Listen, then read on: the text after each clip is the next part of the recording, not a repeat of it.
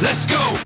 Hey everybody, Coach Scott here, and I've had a lot of clients in the past ask me about alcohol and what alcohol does to your metabolism, your liver, and we've all heard it from our teachers and parents probably that alcohol even kills brain cells. But is there any truth to this? And so again, I want to talk to you a little bit today about drinking and about alcohol, kind of what it does in terms of cellular health process. Again, I know that when you're drinking a lot of alcohol, you can probably feel like you're losing brain cells, but there's really no evidence that you're losing brain cells, and I'll talk a little bit about that later. But that doesn't mean that alcohol doesn't have any type of effect on your brain, and most importantly, your health, particularly as it relates to metabolism and liver functionality, as well as getting metabolic engagement. So I want to look at what actually happens, and I want to educate you and talk to you a little bit about what happens when you drink, what it does with your liver and what it does with your fat burning switches, and does it have any kind of effect on your cells. So I want to talk to you about a few basics before we get into the real effects of alcohol. But it's important to understand when people are talking about alcoholic use and alcohol use in general, what they're classifying it in, what the experts, so to speak, classify it is moderate, heavy, or even binge drinking. So moderate drinking is typically defined as 1 drink a day for females and maybe 1 or 2 drinks a day for males. Heavy drinking is typically defined as more than 3 drinks on any day or more than 8 drinks a week for females. For males, it's more than 4 drinks a day or more than 15 drinks a week. Now, I know the males get a little more because of body weight and muscle mass and just kind of size and so forth. But binge drinking is typically defined as 4 drinks within a 2-hour for females, a period, or 5 drinks within a 2-hour period for males.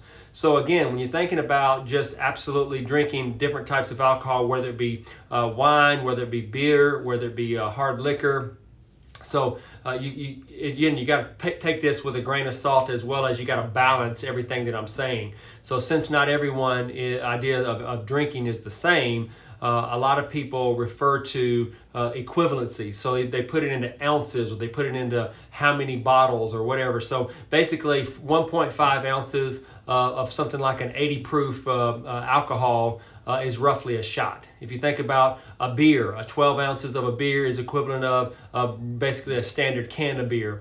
8 ounces of like a harder liquor, or about 3/4 of a pint, it would be a glass. And then 5 ounces of wine is roughly, basically a half a glass. So you got to take that into the formula and start to recalculate that based on what you're actually taking in. So, but there are some short-term effects of alcohol, because alcohol is a neurotoxin, and it does affect your metabolism. It does affect your liver. It can affect your liver, because the liver is your biggest detoxification organ in your body, and that has a real effect on metabolism. So if you're drinking alcohol and your body senses there's a toxin in it, your liver is responsible for getting that toxin out of your bloodstream. So again, when that happens, generally speaking, if it's once in a while or occasional, it's probably not going to have an effect on you. But if it's a routine or a habit, typically it's going to have an effect on you, because again, what's going to happen is your body's going to sense that there is a toxin in it, and there's going to be a trigger that releases, and then it's going to say, all right, I got to shut down my fat burning switches, and I got to turn on my detox switches. So again, there's a reason why I always say when you're starting to get healthy, you've got to be mindful of not only what you eat, but what you drink, and that does include alcohol. So whether it's heavy drinking or binge drinking, it can interfere with your brain's communication pathways and how your brain processes information. And most importantly, it can affect your liver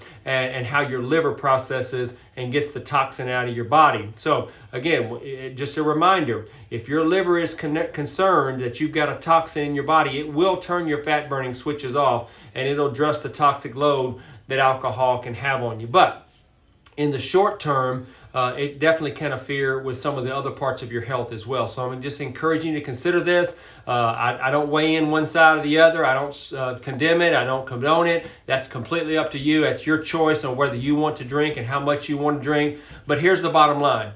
Alcohol does not kill brain cells like a lot of our teachers and parents and other people have taught us throughout the years, but it does have both short-term and long-term effects on your body even in moderate amounts. So again, when you're thinking about getting healthy, if you've got some goals out there, that you've set for yourself, you just have to weigh the cost on that. Doesn't mean it's going to sabotage you, or doesn't mean it's going to kick you out of your health platform unless you're abusing it. So if you want to go out for a happy hour every so often, it's probably not going to have any long-term effect or damage on your health. But if you find yourself drinking heavily, or you're binge drinking often, more than 1 or 2 times a week, and even 1 time a week, where you're really, really heavy drinking, you're definitely jeopardizing your health at some level. And I would encourage you to seek some help on that and get some advice on that, get some coaching on that, and we can help you educate. But again, I just wanted to weigh in on this just to give you an idea, because we got so many questions, particularly our new clients, about, well, what about alcohol? What about wine? What about hard liquor? What about beer?